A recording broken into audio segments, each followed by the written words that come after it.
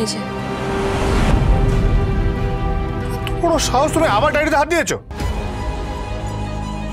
হ্যাঁ, হাত দিয়েছি। তোমার অতীত জানতে হাত দিয়েছি, তোমার নির্দোষ হওয়ার প্রমাণ জোগাড় করতে হাত দিয়েছি, আর তারপর কোর্টে গিয়ে তোমাকে তোমার সব দোষ থেকে মুক্তি দেওয়ার জন্য হাত দিয়েছি। পূজা, তুমি আমাকে মুক্তি দাও। প্লিজ তুমি আমাকে মুক্তি দাও পূজা। প্লিজ আমার অতীত নিয়ে আর ঘাটাঘাটি করো না, দয়া করে বলছি। কোর্ট শব্দটা আমার সামনে বলো না তো প্লিজ। বিশেষ করো, পুরোনো জীবনটা নিয়ে আমি আর ভাবতে চাই না। কেন তুমি বারবার আমাকে জীবনটা মনে করাচ্ছ? কেন বলো? আর কেনই বা তুমি নিজে কাদায় নেমে নিজের গায়ে নোংরা মাখছো? আরে বাবা, তার থেকে নিজের জীবনটা সেটেল করো না, ভালো থাকো না প্লিজ। ভালো থাকার মন্ত্রই তো খুঁজছিলাম এই ডায়েরিতে, একসাথে ভালো থাকার।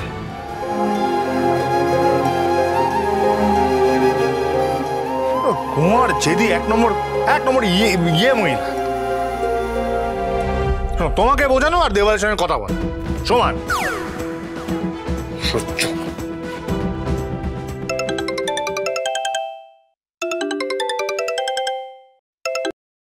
হ্যাঁ ব্যাটারি বল। ও সব রেডি? ঠিক আছে, আমি আসছি, এক্ষুনি আসছি। আজকেই সারপ্রাইজটা দেবো। শোনো না, বলেছি না তোমার আজে বাজে কথা শোনার সময় আমার কাছে নেই। তখন থেকে ফালতু বয়ে যাচ্ছে। শোনো, আমার অনেক ইম্পর্টেন্ট কাজ আছে, আজকে তো বিশেষ করে আছে। একজনকে একটা বিশেষ সারপ্রাইজ দেওয়ার আছে। সারপ্রাইজ? সারপ্রাইজ কাকে? সময় এলে বলে দেবো। তুমি আমার কথা না ভেবে না, যাও পড়াশোনাটা করো, করো মন দিয়ে, অঙ্কটা কষো, যাও অঙ্ক করো।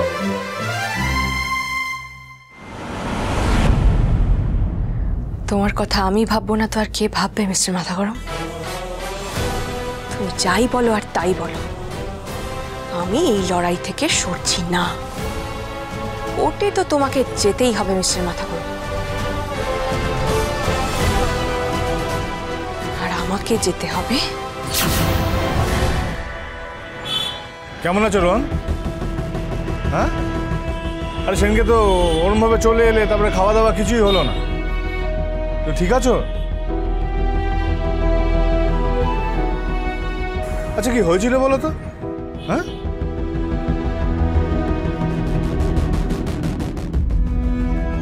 শরীরটা খারাপ হয়েছিল নাকি বাড়িতে অন্য কেউ কিছু বলেছে? কোনটা? নাকি অন্য কোনো কারণ?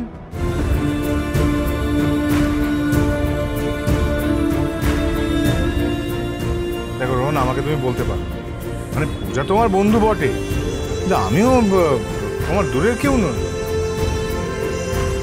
জানো, তোমার নামে একজন ছিল আমার স্কুলে। তার নাম রোহন। আমার খুব কাছেরও ছিল, এখনো অবশ্য বয়সটা তোমারই মতো। আচ্ছা তুমি কোন স্কুলে পড়েছো রোহন? মানে তুমি সেই রোহন নয় তো?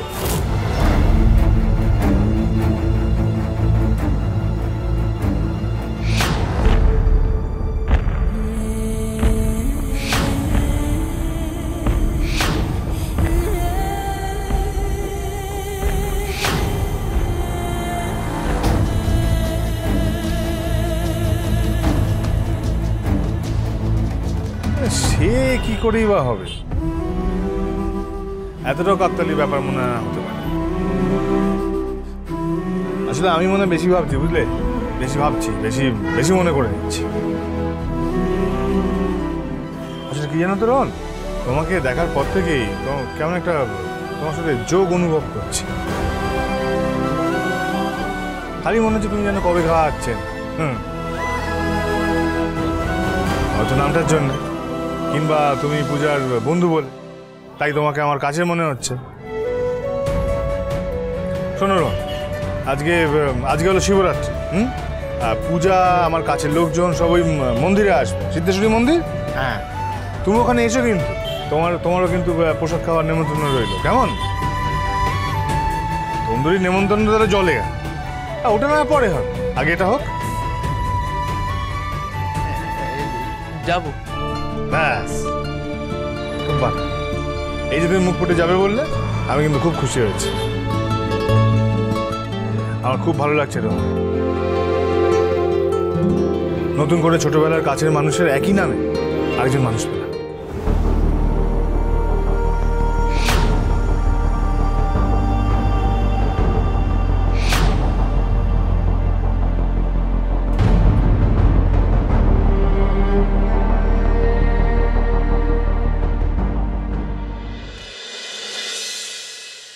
কেমন আছো তোমরা? আর আছি, কি করে ভালো থাকবো বলো? তুমি তো আমাদের খুব বিপদে ফেলে দিয়েছো পূজারিনী। দোকানের জন্য বলছো তো? হ্যাঁ জানি বৌদি, ফাল্গুন মাস, বিয়ের মাস।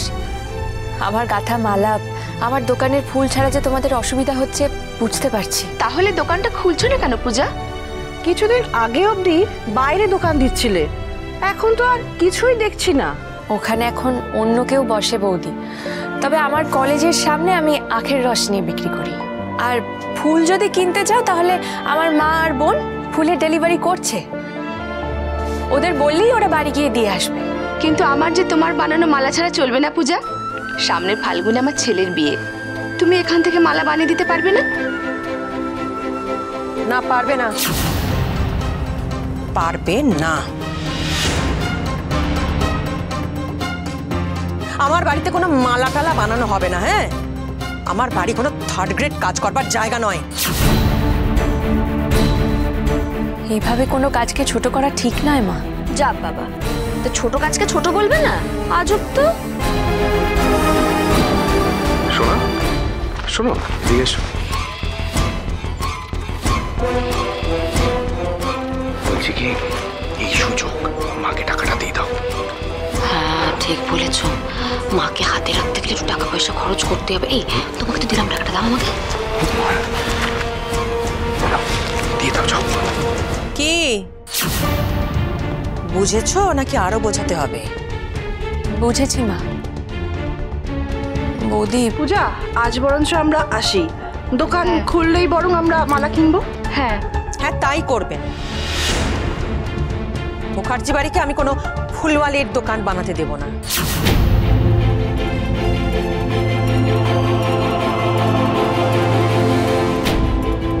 মা, এই ফুল না, ফুলবালির কথা আপনি বাদ দিন তো।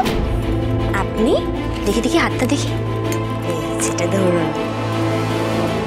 ও মা, টাকা তো বাবা, এত টাকা কেন? মা, এই মাসের আইব্রো প্লাক আর ফেসিয়ালটা আমার তরফ থেকে। ও মা, তাই? তাই তাই তাই। বাবা রে, কতটা! দেখো, আমার বড় বৌমা আর ছোট বৌমা আমার কত যত্ন করে, আমার কত খেয়াল রাখে। হ্যাঁ, কত টাকা দিয়েছে। আর তুমি রাস্তার ভিখিরি একটা। আমার দেখি বাড়িটাকে ফুলের দোকান বানাবে নাকি?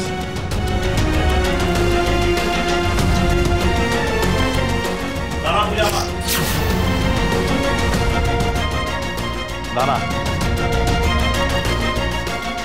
বাহ বাহ পূর্ণিমা, বাহ, তুমি পারো বটে। টাকা দিয়ে তোমাকে কত সহজে কেনা যায়, তাই না? হ্যাঁ, টাকার জন্য তুমি এতটাই অন্ধ হয়ে গেছো যে বাড়ির বউকে বাইরের লোকের সামনে অপমান করতেও তোমার বাধে না, তাই না? ছি! সত্যি মা, বন্ধু পরিশ্রম করে সম্মানের টাকা রোজগার করতে চাইছে, তাকে তুমি কথা শোনাচ্ছ। আর আরেকজন কোত্থেকে টাকা নিয়ে আসছে না জেনে তুমি নিয়ে নিচ্ছ। আর মাদার ইন ল, আমাকে শুধু শুধু কেন এত মাথায় তুলছো আমি জাস্ট বুঝতে পারছি না। কিন্তু না, মানে আমি তো রিচ নই, আমার ফ্যামিলি রিচ।